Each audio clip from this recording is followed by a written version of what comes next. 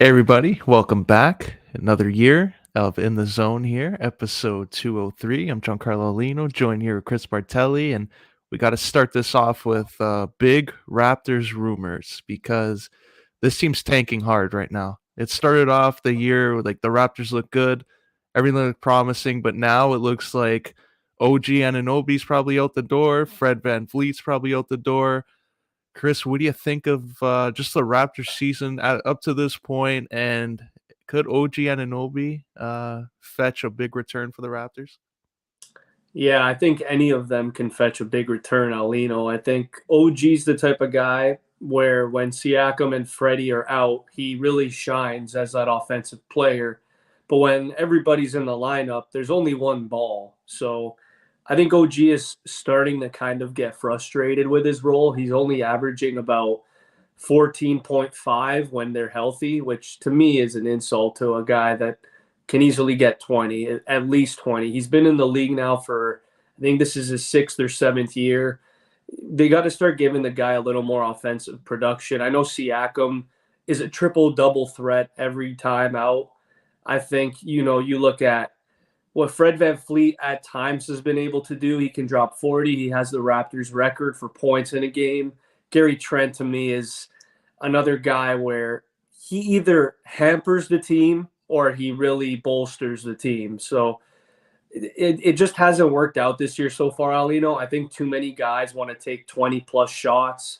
Scotty Barnes is another guy where I think it's a little concerning because it's hampering his development to become an offensive contributor. If he's going to average 10 shots a game, that's not going to really bolster well with his confidence. We saw it in the past. I'm not going to say Scotty Barnes is the next Ben Simmons, but Ben Simmons was a guy where in his rookie days, he would not shoot the ball because he didn't really have the opportunity to. So now all of a sudden he doesn't want to shoot because he never adjusted to that. So hopefully Scotty understands that he has everything in his basket to get to 21 day. But with this Raptor team, Alino, you said it best. Maybe not tanking, but just been a flat out disappointment from the start. I know we ended the year last year with a terrible blowout elimination to the Sixers. I thought that would kind of motivate us a little more, but just hasn't really done the job. Like Precious was hurt, Boucher hasn't been the same. Thaddeus Young, we all know he's a little bit older, but his production has also dipped. I actually thought Coloco would be a little better than what he's been doing too. So just been a very disappointing season so far. I just hope that they don't bite the bullet by trading one of these guys in a panic move. But I think you said it perfectly. I think if there's one guy that really has to go for his career and to better his play, I think it has to be OG Anunoby. Yeah, and just I think they can be in a position there where you're looking around the league and all these contenders are going to look at someone to add to their roster. You look at OG's contract, you look at what he produces on the Raptors defensively. What team should like do the most to get OG on the roster? If I may be a team like the Grizzlies that can really add that additional, because I think their small forward right now is Dylan Brooks. And if you can really maybe move Dylan Brooks to the bench and you have OG start, that's one of the scariest lineups in the whole league. Like you have Desmond Bain and John Moran that would be straight up scoring. OG could be a guy where he could drop 17 points, make a lot of space for Ja. And then, of course, you have Jaren Jackson and Steven Adams. If Memphis really wants to make that run, Alino, I would call for OG. Another team to me that has steadily improved year after year. It's funny to say this is Indiana. I think if Indiana really wants to bolster their chances of making a playoff run, bolster Halliburton's superstar ability, you get a guy like OG Anunoby.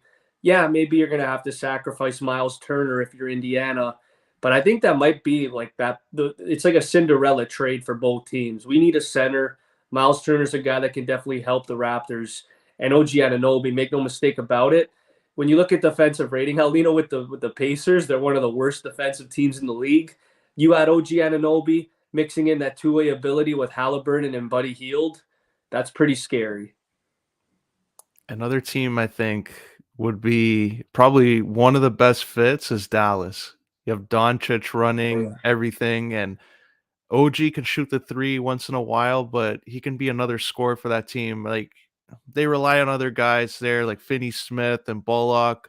If they're going cold from three, chances are they're not going to do much else on the offensive end. So if you can get OG to do that, I think that can really turn their season into making them one of the contenders, even with Doncic there. So I would say Dallas and a panic move. I would say a team that like really pops up. I wouldn't be surprised if Boston starts kicking tires on them. I don't know how much they can offer, but if they can use them as like a rental and then trade them at the draft, I think Boston is a sneaky team here that could make a deal.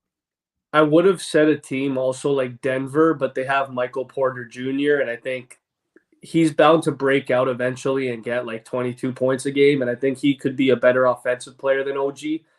But yeah, I do like the Dallas fit. I think right now their small forward is between Bullock and Hardaway Jr. And Hardaway Jr. is a guy, Aulino, where puts up similar numbers to OG right now and doesn't have that two-way ability like OG. So the only problem with me, if I as we are Raptor fans, is I really have no idea who Dallas would trade because we all know they don't have the most attractable players on their team to trade for a guy like OG. Maybe it would have to be a rental for a year like a Christian Wood, which I think based on the way he's been playing recently for Dallas, I don't even know if they'd trade him. So I like that OG to Dallas because again, I'm a huge Luka Doncic fan. How can you not be? But I'm really rooting for OG regardless of whatever system he goes to because he does deserve way better than averaging like 9 shots a game and averaging 13 points a game. And Fred Van Vliet's another one here that's gonna get some interest. I think the Western Conference would be where teams would probably take a chance on him. I think the Clippers have enough there if they want to put him on their roster.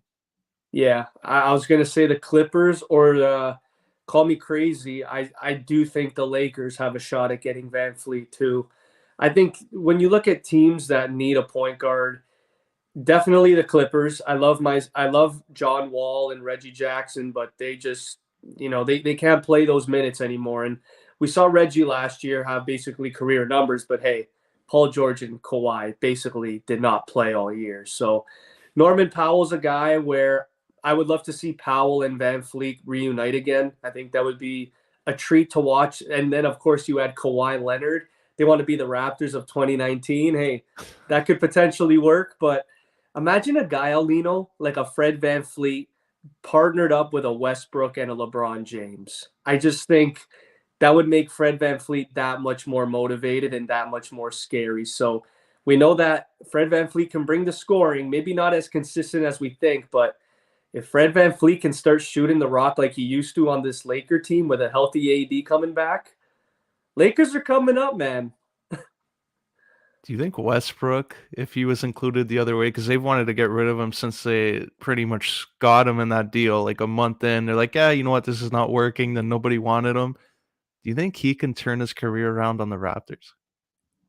Oh, I don't know, man. Like the thing that with the Raptor fans in Toronto in general is you get a guy like Russell Westbrook and you look at his contract, people will be chewing him up every game. If he has one bad game here, it's going to be a nightmare scenario for him.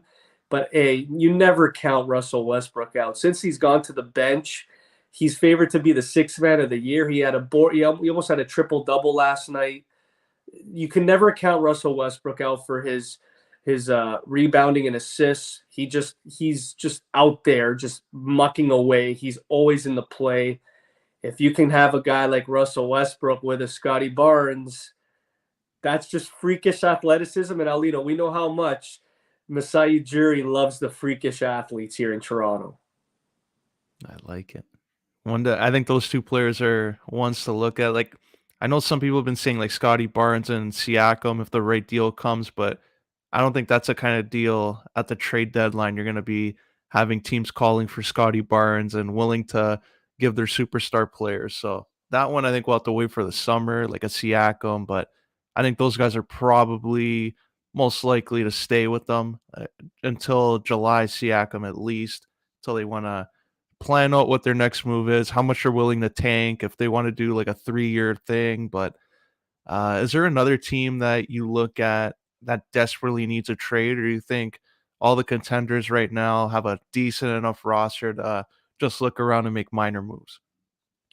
If there's one team I think that is a little bit desperate to make a move, I'm going now to the Western Conference. I think it has to be Portland.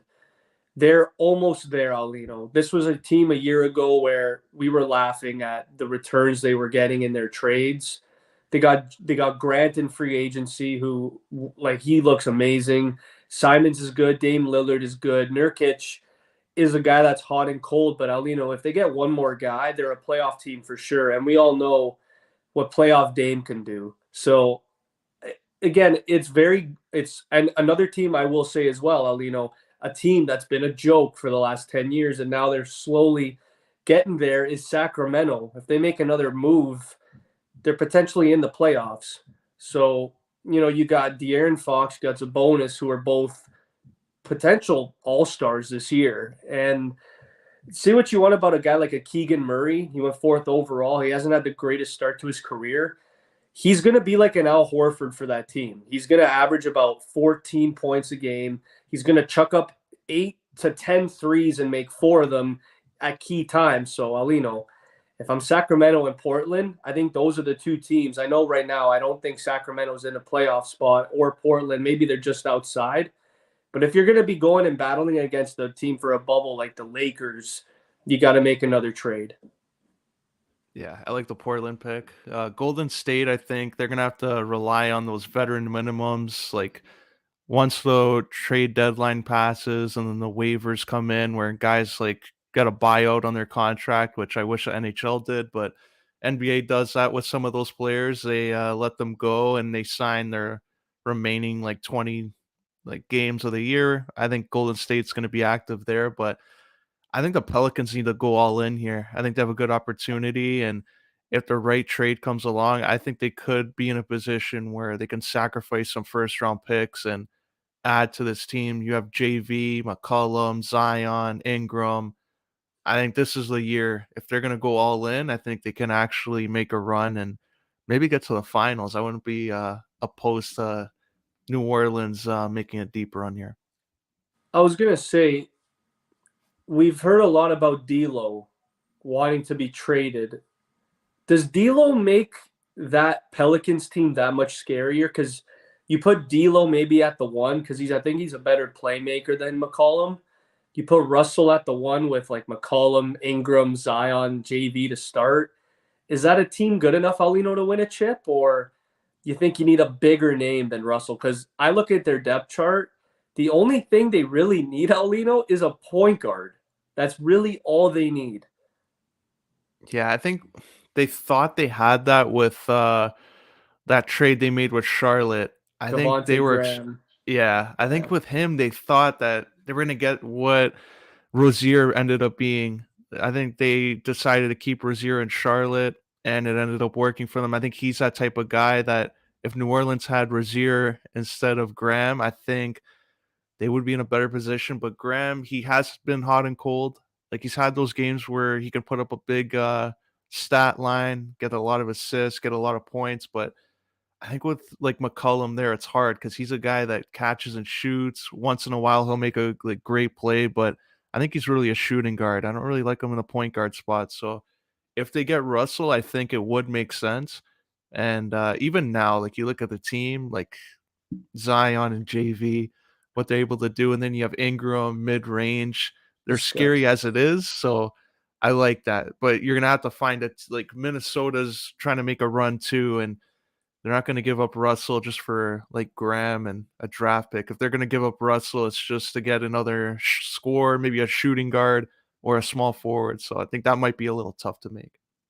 Yeah, I think you said it perfectly with Minnesota. Minnesota's a team where I thought they would be maybe top, maybe not top 5 in the West, but a playoff team for sure, adding Rudy. But the fit just hasn't been there. Towns has been out for quite a while now. And we just saw last night Anthony Edwards got hurt. So it's not looking good for Minnesota. D'Lo apparently unfollowed the Timberwolves on Instagram too. It's just I don't know what's going on with Minnesota. I feel really bad for Towns because this is a guy year after year. The amount of hardships he's had to go through since the pandemic. We all know what happened in his personal life, and losing a parent is not easy. And then he came back and dropped 60 points in a game. And Towns, to me, Aulino, is one of the more underrated centers I think of all time. When you look at the numbers he's put up since coming into the league, he's right up there. Maybe not with Joel Embiid, but just a tier under him. So it sucks to see what like Minnesota, like they just cannot get that winning culture. Even Jimmy Butler sniffed it. He knew that something was wrong there, and he's like, "I'm getting the hell out of here. I got to get out of Minnesota, go to Miami." And we saw what happened. As soon as Jimmy goes to Miami, they go to the finals. So I don't know, Aulino. What do you think? Let's quickly talk about Minnesota. What do you think their problem is overall? Because Minnesota and Sacramento, to me, are one of the only two NBA teams that have just been terrible forever. Yeah, like Minnesota, I kind of feel bad because it's not like they're not trying. Like you look at the trades they've made, like the Kevin Love deal, they got all these first overall picks on their team. Like they had Wiggins, Bennett, Butler, Levine, and then just all of these guys together. They're young. It didn't work out. They had Jimmy Butler in the mix too. Didn't work out. Then they go and make this other big trade to get Rudy Gobert and maybe move Towns up as a power forward, more of a natural fit for him. He could score, and Bennett comes in, and everything's looking amazing. But I don't know. Like this is a team where they should be a lot better than what they are, and I just don't know what they can do other than find out how they want to play and get players that all play the same way. Because it looks like they're just plotting a hole. It's like, oh, we need a center. Let's get the biggest name available, and it doesn't really fit the way they want to play. Let's get a shooting guard. Doesn't really fit the way they want to play. So I think they're just in a situation where they got to find out their style and get the best players that play that, and not just go after what name is out there. Alino, I want to end NBA talk with there's one guy out there. He's one of my all time favorites. He's not signed right now, and he's very good at basketball.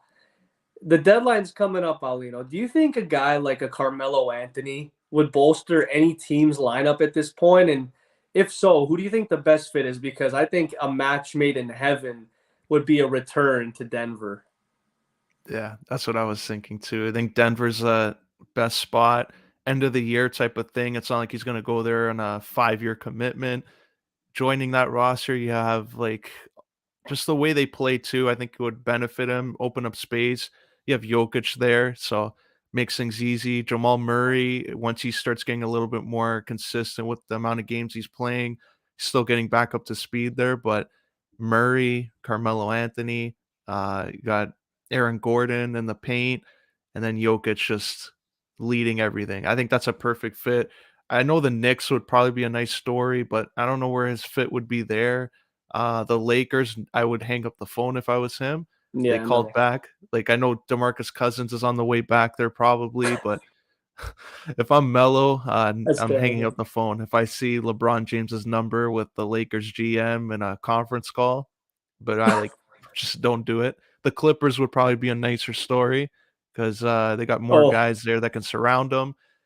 In the East, the only other team I can really think of that would maybe benefit them is like a Brooklyn yeah, Brooklyn. or like Boston, like somewhere he can come off the bench and score threes, like not be the guy. But if there's like the best story, I think Denver would be that.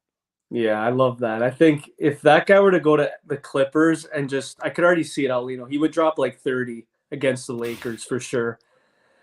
To me, Alino, the amount of disrespect that they gave Carmelo Anthony last year to me was absurd.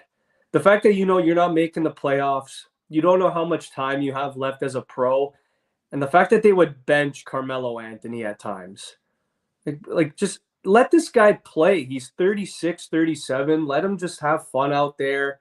Apparently, he even said in an interview that he actually lost his passion for basketball because he just wasn't playing enough. He was playing about 23 minutes a night last year. So I will never forgive the Lakers for that. I think their management with Carmelo was worse than Portland's was. And Portland with Melo was actually really fun. Like you had Dame, you had McCollum, and you had Melo. on that bubble team, and they almost eliminated the Lakers. So I think you said it perfectly. I think Denver, he goes there off the bench. You have a guy like Jokic, who to me is the facilitator. He's the mastermind behind the whole offense. He can find anybody in a he can find a needle in a haystack. He's that good. So he can throw the ball to Carmelo. Carmelo could drop, I'll say, 2.5 on average a game for threes. He could drop about 12 points a game, call it the end of his career, because he's too good to not be playing, man. There's a lot of, I won't say there's a lot of bad players in the league, but there's a lot of guys I know that Carmelo's better than. I agree. Especially like what he offers. Like I'm surprised the team hasn't like made an aggressive offer to like bring him in, because if you need depth on your team, what better depth player to have than a guy who's a proven all-star and a proven like all NBA all-time great there in Melo. So I'm kind of surprised at that. Uh we'll go on here to something that's a little interesting here. World Juniors with Canada back to back. A lot of people, though, are a little disappointed in Shane Wright, because here's a guy who goes back, he gets loaned out. This is a scenario where he can just tear up the World Juniors. He's a story, but unfortunately for him, Connor Bedard's there, and he got shown up by a 17-year-old. So I know Shane Wright was a captain and all, but if you're just Seattle, what are you thinking with him at this stage? I'm thinking I'm a little bit worried. It's a similar situation, Aulino, I'll say, as Quentin Byfield with the Kings, because Quentin Byfield, it's now his third year. Him and Lafreniere, I know it was a pandemic year and there are a lot of question marks in terms of development, but this is a guy now. It's his second year with the Kings, and he hasn't really produced elite numbers. And Shane Wright, we saw the first 8 games had what, 1 point, and he barely played. His morale with the coach was already kind of looking shaky.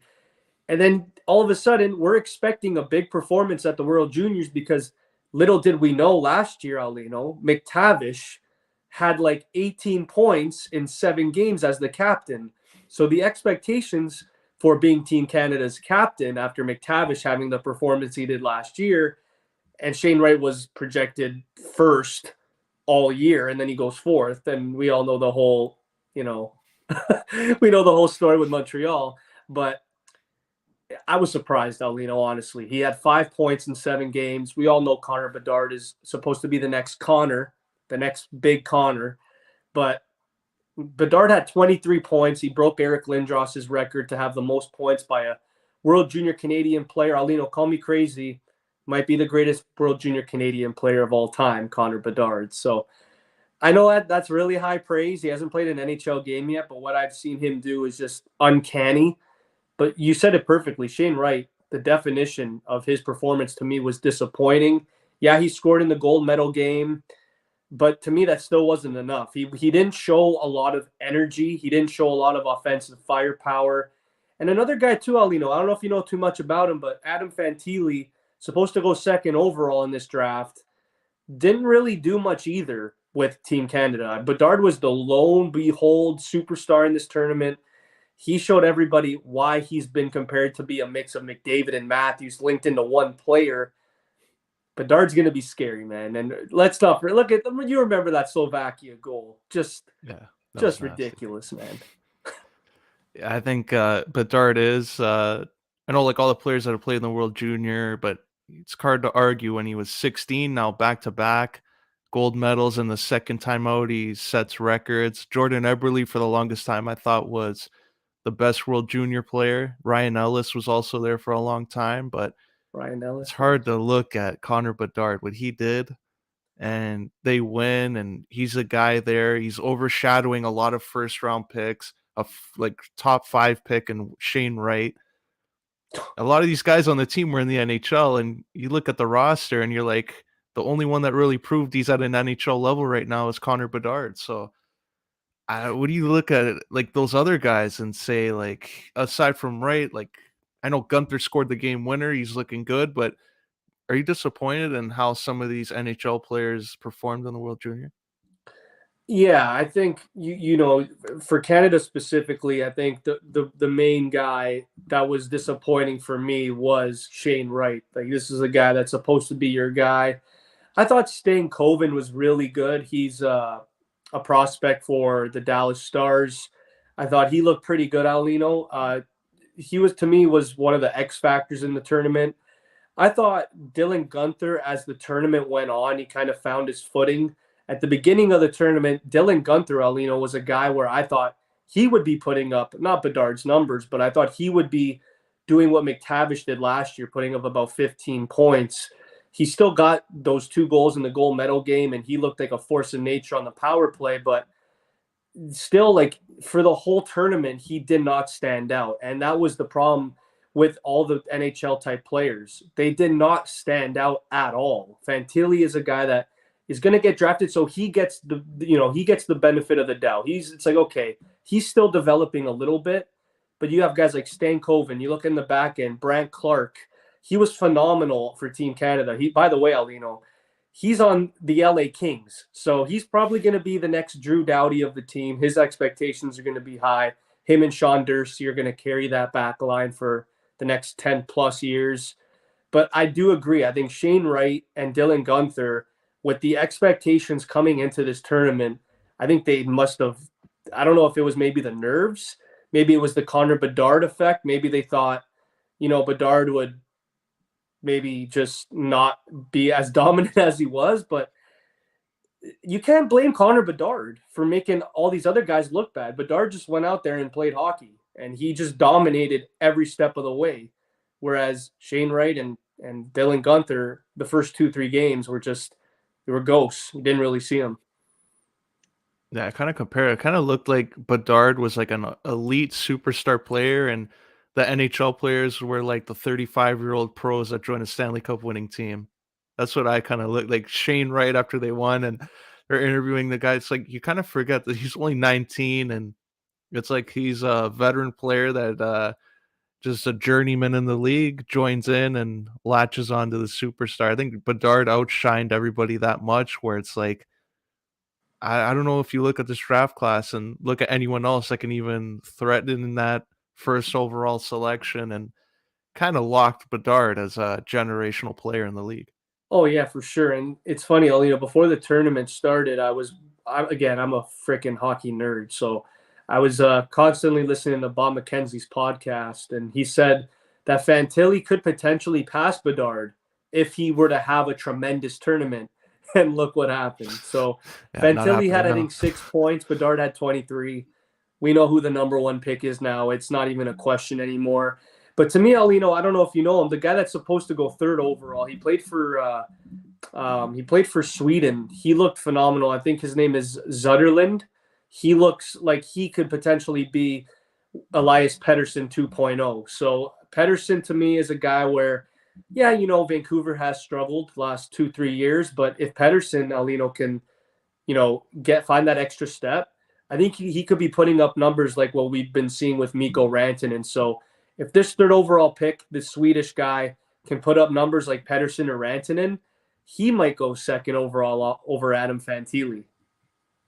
Yeah, I just pulled them up just to make sure that I do remember that game where he did show. I think the Czech Republic, though, like them beating them might take a little bit of hype around like some of the Swedish players, but like credit to Czech Republic, they made it interesting where that overtime, it was one giveaway that cost them, but Czech Republic, I think, had Canada worried that this isn't going to end well. This is shades of that 2010 World Junior Oh, Final where yeah. that comeback came. I was having flashbacks of that, and I thought Czech Republic was going to get it done, but credit to Gunther. And Adam Fantilli, as you brought it up, searched up because I remember hearing on the broadcast there, Nobleton guy, so it's closer to us. Nice Kleinberg, Nobleton, Woodbridge area kid. So Adam Fantilli gonna make us all proud. Yeah. Second overall, third overall, he'll make it there. But I agree with you. I think like we'll see a lot of Europeans. I think in the top 10 this coming draft. I think specifically Aulino, I need to shout out to Czech Republic because this was a team where the first game they killed us. they beat us handily 5-2. It wasn't like a close game. They came out and they absolutely killed us. 5-2, no doubt about it. We didn't have a chance. And then all of a sudden, we woke up and we kicked everybody else's ass. We even beat Sweden, I think, 5-2. But Aulino, those last two games, if it wasn't for Milic, I don't even know if we would be on the podium. Like, we got killed against the States. We had no business beating the States 6-2. It should have been like a 4-3, 4-2 loss. Those two goals disallowed. Things went our way. But, I'll ask you this, Aulino, because we watched both those games with Czech and with the States. The story obviously was around the Czech Republic. Do you think the Czech Republic, Aulino, in the next year or two, the way they're developing players, can they be consistently better than a Finland or Sweden? I think it's possible just because we've seen in the past too, with Finland, that team that they had 20 probably 13 to 17, where they were developing superstars year after year. I think Czech Republic might be in a similar situation now where they're in a stage here where they're having a boom there and everything's coming together. And maybe the next 3 to 5 years, we see them win maybe a gold shortly, kind of like what Finland did. And even a team that jumps up there like Russia, maybe they're having a little bit of a downward trend in the next couple of years of developing players because they're not going to be in these showcase tournaments. So I think Czech Republic is going to be a team everyone's looking at, and some of those players are going to get a lot of buzz around them. Like similar to, I think Finland had Aho, Laine, Kapanen, and I I think think Rantanen was their captain yeah, that year. Rantanen was there. Puljujärvi, I think, was also there. So there was a stretch there where their team was unreal. I think Czech Republic in the next 3 years, they might have that with their group. Yeah, you know what? Mike Johnson said he thought that this was one of the more competitive World Junior tournaments, where he thought there could have been maybe 4 or 5 teams that could have won it all. You had Finland, who was up 1-0 against Sweden, and all of a sudden Sweden comes back and eliminates them. You saw the States at times were really, really deadly. Sweden looked really good too. Czech Republic, there were a lot of even Slovakia almost upset Canada. So there were a lot of moments in this tournament where things could have gone topsy-turvy really quickly, where back in the day, maybe the last 5 to 8 years in this tournament, it's really been boiled down to 4 teams, and that's Canada, Sweden, the States, and Russia. So without Russia in this tournament, obviously that's a big deal because Russia's always a top 4 finish. But I don't know, man. Czech looks really, really good, and I still love the way Finland has been looking too. So with Russia back in the next one, where do you think they could finish, Aulino?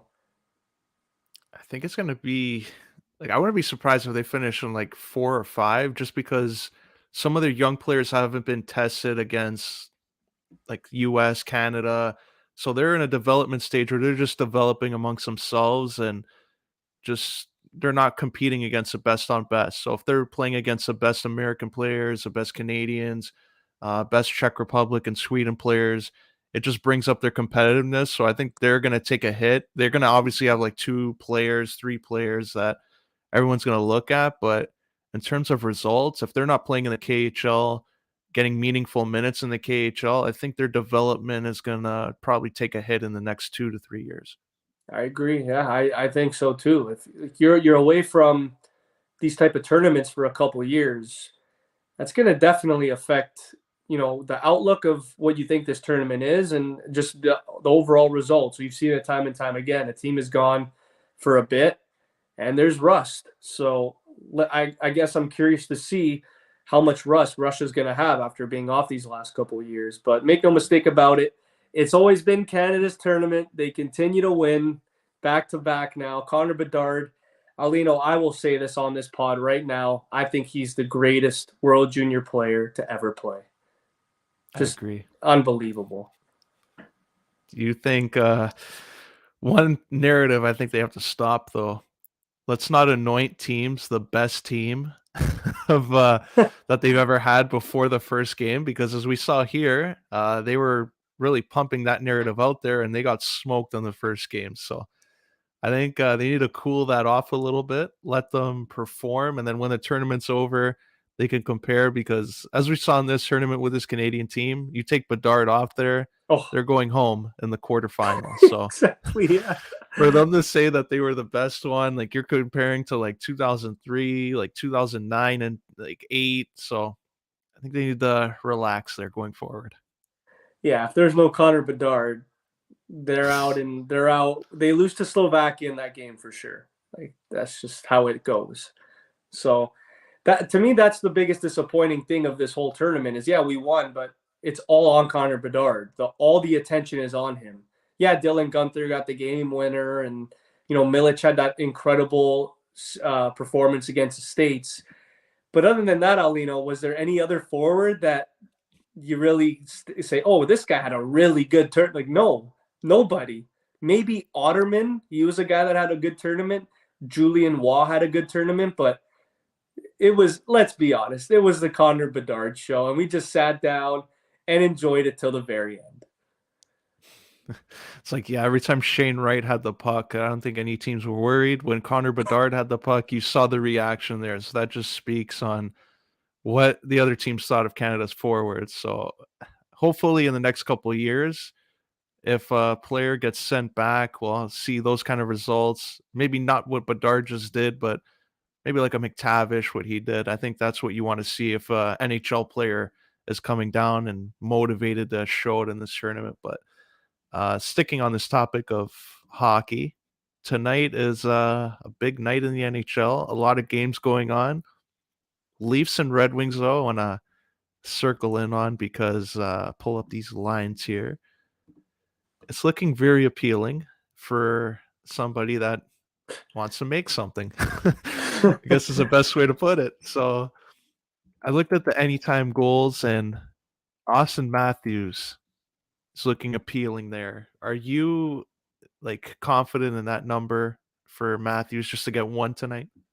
Yeah, I think honestly, Alino, this is where you start buying high on Austin Matthews. He doesn't even have 20 goals yet. I think this is where we're going to start to see Matthews probably look. Let's be honest. I know there's the whole narrative of some NHL players, they don't look at stats on their free time and all that. I think Austin Matthews is a guy where coming off a 60 goal campaign, and you see guys like, McDavid is already at 34 goals. Tristan Thompson. Tage Thompson's at 30 goals. There's a lot of guys that have more goals than Matthews. I think Matthews is going to start becoming a lot more aggressive with his shots, trying to take advantage against these lower seeded teams. And make no mistake about it, Alino, I went to see him get his 60th against Detroit. I think getting a goal tonight at minus 106, I love that. And I just, you have to fade Detroit right now. Their goaltending has been bad. Their defense has been bad. I don't know what happened to Mo Seider. I know there's a sophomore slump out there, but man, he just does not look in it at all mentally. Like he just doesn't look there. So I know it's Stevie Y. He's gonna obviously pull the best out of his players, but I do like that bet tonight. I mean, look at the line, 365 to win. Just put Matthews to score and call it a day. Yeah, just Detroit. I think they were performing a little too well, and I wouldn't be surprised if Eiserman had a chat with the coaching staff and said, "Do you like working here?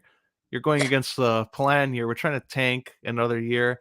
Fix it. Like we want Connor Bedard." And I think we're seeing Detroit get back on track where Eiserman wanted them to play to begin with, bring in some young players, but lose at the end of the day, tank, get us that first pick, and then when we get Bedard, then you can start winning games. But I think they were like them in New Jersey were playing a little too well for their GM's liking to start the year.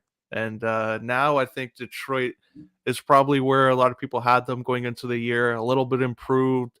Goaltending is going to be what it is. Like when they brought Huso in, I thought might help, but he's just a filler, I think, right now for a year. But look at Matthews. Like, do you think he can have 30 and 40 goals? Like, do you think it's going to all come in a bunch like last year when he was on a slump, or do you think he's going to struggle to get to 30? By the end of the year, he has to get 30 or that's embarrassing. He'll get 30 goals for sure. I think he'll even get 40 goals for sure. The thing that we're seeing, Alino, right now with him is he's becoming a lot more of a playmaker. He's trying to really facilitate, help guys like Bunting, help guys like Willie score more. Willie now has 25 goals as well. So if I'm a guy like Matthews, seeing Willie have 25 goals and him like 19, I think that is going to motivate Matthews to score a little more.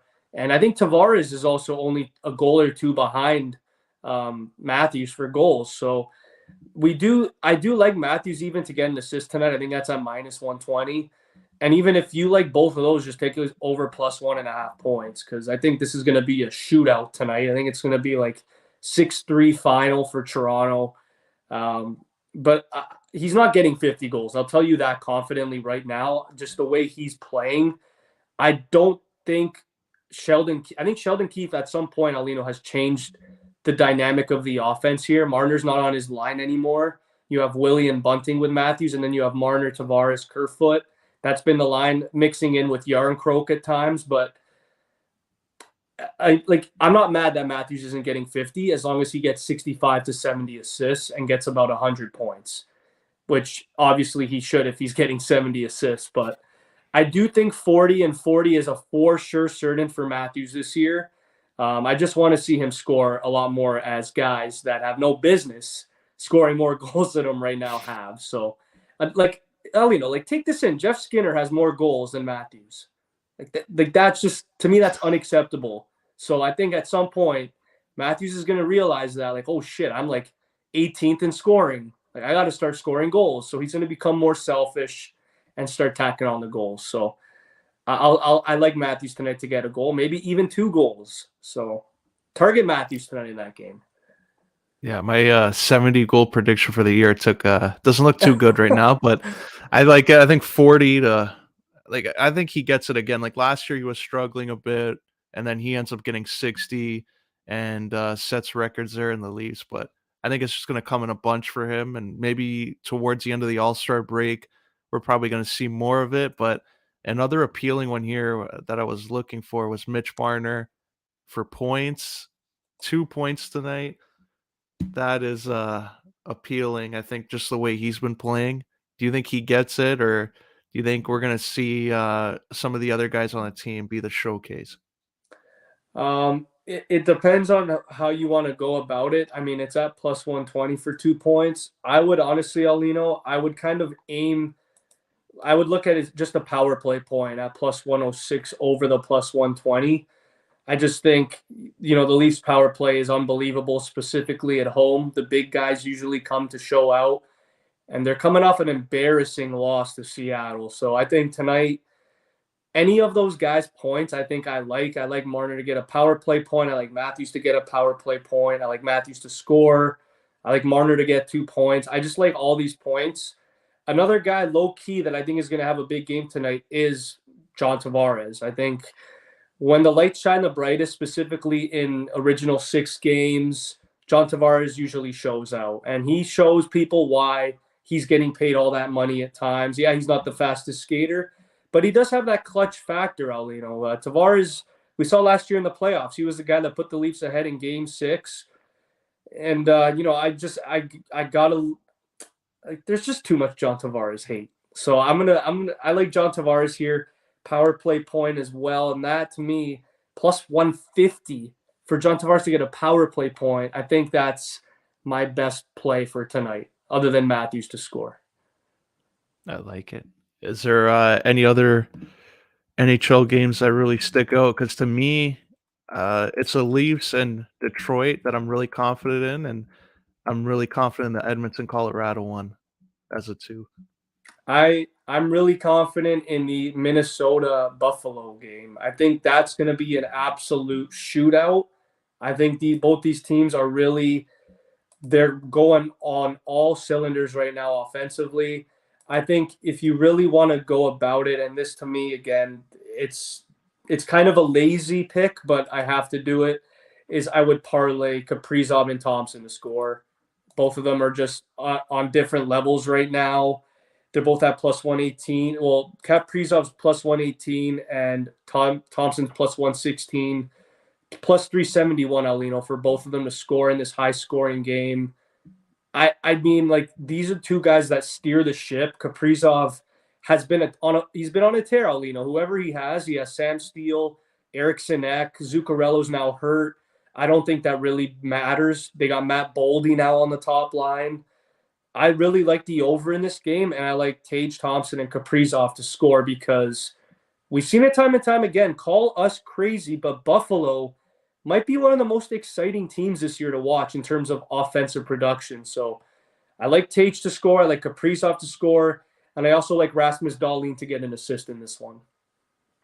Yeah, and this is a appealing option here because you look at anytime scores like Thompson's been on a tear and Kaprizov's been on a tear, and they're both in the plus category. So it's not like Matthews who's like struggling a little bit and it's still in the negative line, but this one, I'm with you. It's a good one there, good value, and the over. Who do you like though as a winner? Do you think goaltending will be in Minnesota's favor tonight? Yeah, just based on the team trends right now, I have to back the Wild at minus 118. I just think they're coming off a big win against, again, it was Tampa Bay, but it was Brian Elliott. But at the same time, they dominated the neutral zone. They shut down their best players. Their defensive game, Alino, is very underrated. Guys like Matt Dumba, Jared Spurgeon, who've been on the team for a while, they've really found a groove and a rhythm with each other, and they just shut down the other team's best players. And if they can shut down any of those players on the top six forwards, I think they should have success tonight. And Fleury, Alino, has had a phenomenal month. So I do like Minnesota here, even though they are on the road. But my play would be one of those superstars to score and the over 6.5. Speaking of overs, we got Edmonton, Colorado, which I think is gonna be back and forth goals. I don't think we'll see too much defense in this one. Everyone's going to be pinching up and getting in on the offense, and we're going to see a lot of 2-on-1s probably early on. Do you see Colorado just benefiting here on the play of Campbell and Skinner, or do you think that Edmonton will have enough through with Draisaitl and McDavid to keep the total low and get the win? I would actually go with Colorado money line here. I just think how you now have McKinnon back, and in these games, Alino, when you have the cream of the crop, McDavid versus McKinnon, Draisaitl versus Rantanen, you have all these unreal superstars. Colorado usually tends to show out, especially when you're a team on the road in this situation. There's a lot less pressure, and I think the way Jack Campbell's been playing, if he is in net, I would back Georgiev right now over Campbell just based on consistency.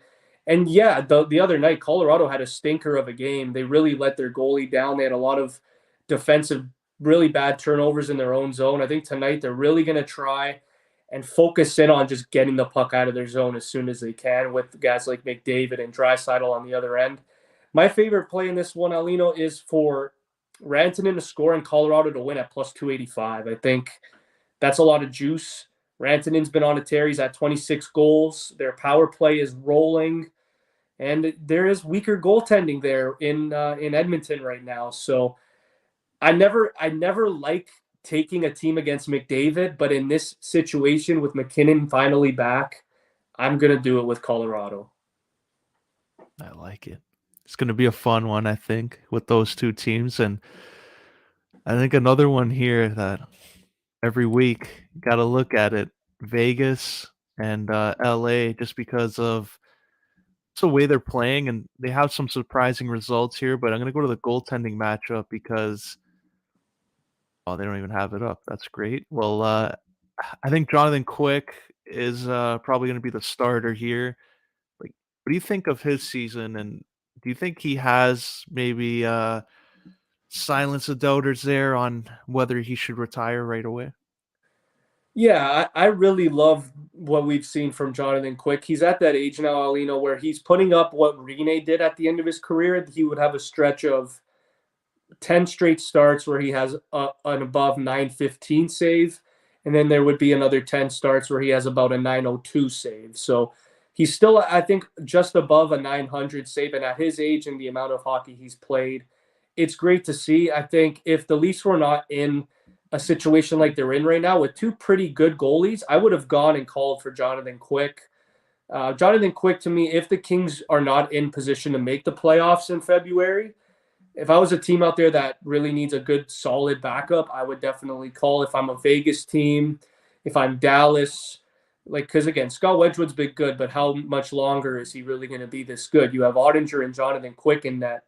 That would be scary with the amount of offense Dallas has been pouring on. So I agree with you. He has silenced a lot of doubters, me, myself included. I thought Quick might have been on his way out when Cal Peterson got the starting job 2 years ago. And all of a sudden, Cal Peterson's on waivers. So Quick got his job back respectfully, and I really respect his work ethic. Him, Doughty, and Kopitar, man, they are just the definition of hardworking players. Yeah, Kopitar he's still good. No matter like how bad the team is, that guy is just carrying them and that's the leader of that group. And Doughty's had some ups and downs, like injury wise, but like I think Kopitar has been a nice story in the league. And on Vegas' side, like I think this team could make a run. I like out of the West, I see them going to the final. This team is just top to bottom with depth. Their goaltending could obviously be better, but with what it is right now, I think it's done the job. And another play here, got to look at Phil Kessel. The numbers just still look good. It improves here. So if he gets a goal, celebration time. You know what, Aulino? I was looking at for the props for this game. I like Kevin Fiala to get an assist at plus 140. He leads the team in assists. He's on the top power play. Logan Thompson's in net, which again he's had a great season, but that's a vulnerable goalie option there. I like Kevin Fiala to get an assist, man. He's probably been one of the more underrated free agent signings as of last year.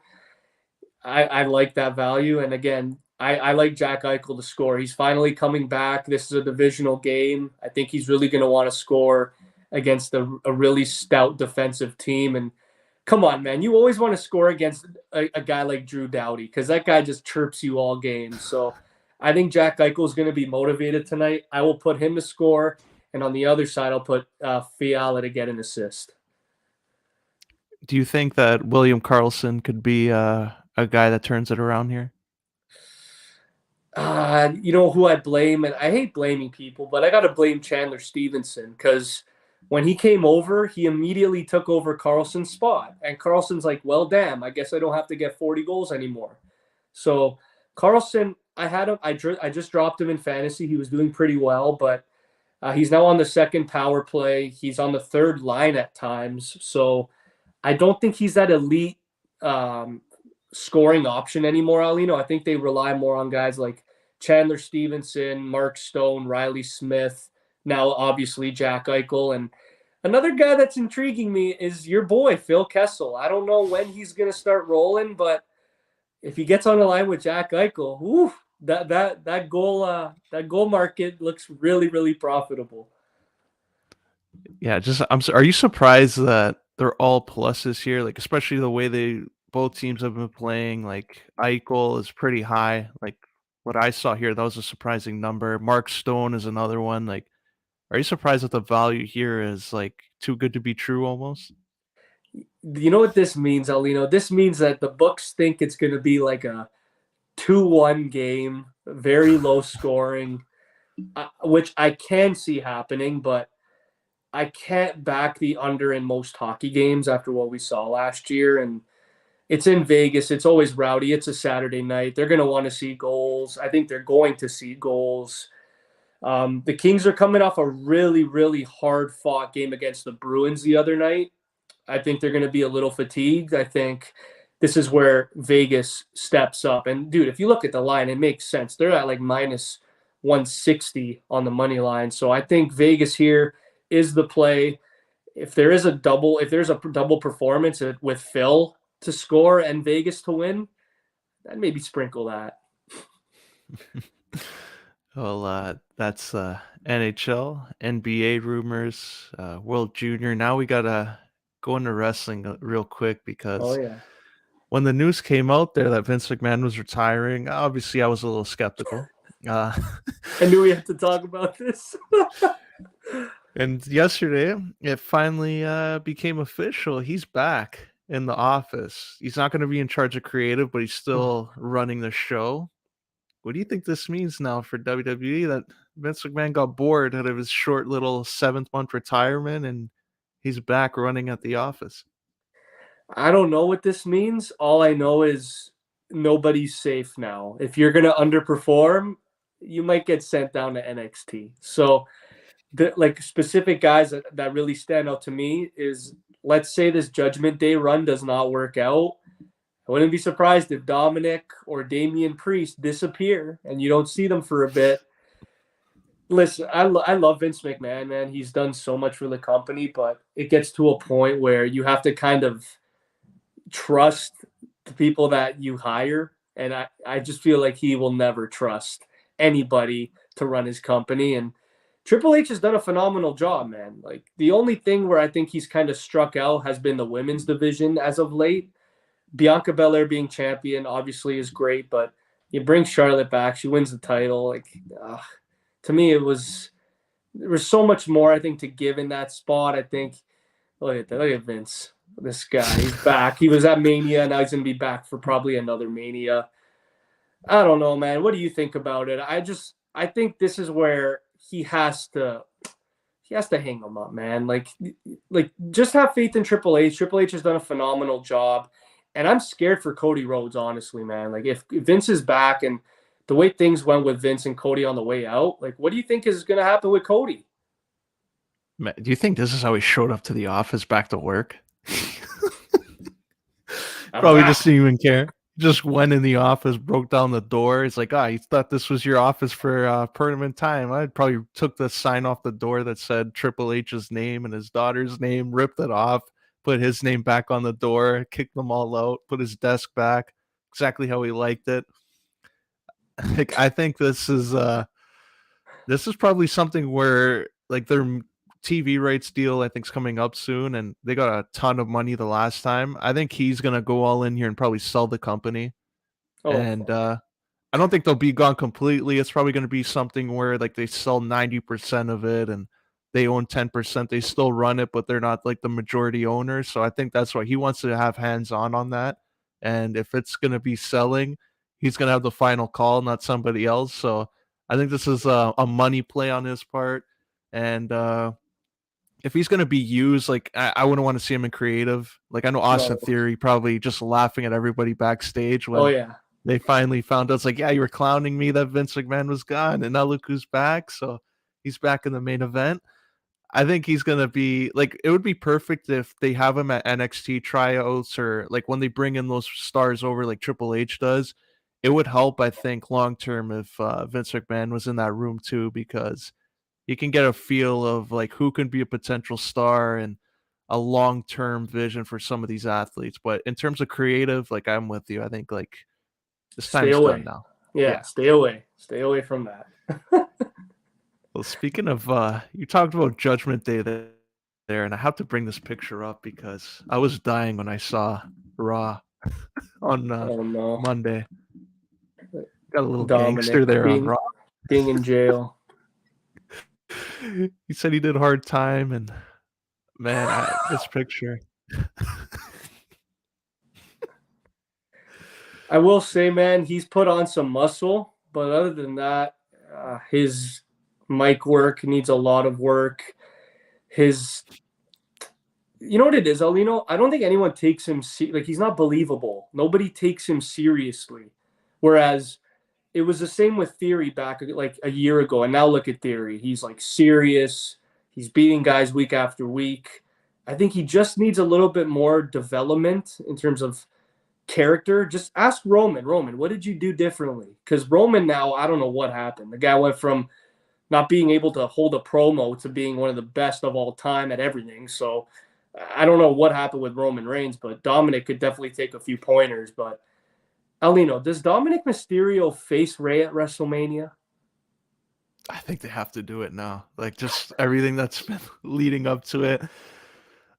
I don't know how they can how they're gonna spin it like with the actual match now that Ray's been on SmackDown. Like maybe they have to do something creative here, but I wouldn't want like Judgment Day like turning into a 6-man tag. I think they can do a one-on-one. I think the story's strong enough now where it's been months of back and forth between the two that I think they don't need a 6-man like to include all these stables and everything. Like maybe Dominic loses the first match, like they tease that Ray's gonna retire for the next few months, and he ends up like, nah, I'm still gonna get the win here, and then loses to Dominic at another event. Maybe they do it WrestleMania again the next year, but I think one on one, I think the storyline's been going on long enough where they can handle it. Yeah, I agree, man. Like if they want to do a 6-man tag at Mania with Ray, Edge, and Beth versus the Judgment Day, I think that's just gonna fall flat. And it's been way too long. I remember it was at what was it, Clash of the Castle was the last time they faced each other, or I'm trying to Survivor Series. I don't know. It was one of those pay-per-views where where Edge lost in the Last Man Standing to Finn Balor. That was the last time we saw the interaction between the three, and we haven't heard from them since. So obviously, we're anticipating an Edge return at the Rumble. I think he's going to be in it. I don't know if he's in a. He's obviously not winning it, but he's got his sights set on Finn. He's probably going to eliminate him. But I don't want it to be a 6-man. I agree with you. I think the build has been long enough. Going to his house on Thanksgiving and shit. I think you got to do Dominic versus Ray. You think this character, like, is there more development and he has a teardrop? Looks like. Is there anything more that they can do here with Dominic Mysterio to really get under Rey Mysterio's nerves? I think just get a string of wins together. Just continue to be that cocky young buck in the locker room, and just keep blindsiding your dad. Just backstage, get a chair, hit him in the back, and just run away. Just be the Seth Rollins of 2015, Aulino. Just be that coward that gets the best of you every week, and then as soon as you're going to come and fight him, you have another 3 guys behind him. So I think they got to do that approach with Dominic as he is still green, but in the long run, Aulino, I think this is going to work out for Dominic. I see bright things for him in the future. Oh man, we got to see how this thing develops going into the Royal Rumble. Maybe Dominic eliminates Ray, and that's what gets the program going. But it's been entertaining so far. And I guess, is there anything else there in wrestling you want to touch on here? Oh, I just want to talk about how Sami Zayn deserves everything, but he's not going to get it. I'm calling it now. I just think, Aulino, after the year that Sami Zayn has had and his whole, like, I guess, celebratory prizes to win the tag titles, I think that's a little bit of a slap in the wrist. I think he should be the guy to dethrone Roman at this point. After what we saw on Friday, I think the storytelling would be A plus. I think, yeah, The Rock returning and facing Roman Reigns in WrestleMania Hollywood obviously would be the ideal match, but I think just based off of creative and the hard work that they've put into this storyline, I want to see Sammy versus Roman Reigns at WrestleMania. And I know we're not going to get it. We're going to probably get KO and Sammy versus the Usos, which is probably going to be a banger of a match. But at the end of the day, I want to see Sammy get the title because I feel like that's the only possible conclusion that would benefit everybody. So I know we're probably not going to get it, but damn, this storytelling, it's better than most movies out there. So I love it. Yeah, I'm with you there. Like Sammy's been knocking it out of the park there. Everything, every interaction, it's like he's stealing the spotlight from Roman. I think that's what leads to that turn, as we saw on SmackDown. Like Roman's like, "Do you want to run the bloodline?" and gets it mad at him and brings Kevin Owens in the mix. I think eventually it's going to lead to something at Elimination Chamber in Montreal where that crowd's going to be pretty loud for Sammy. He's going to get a nice ovation, I think.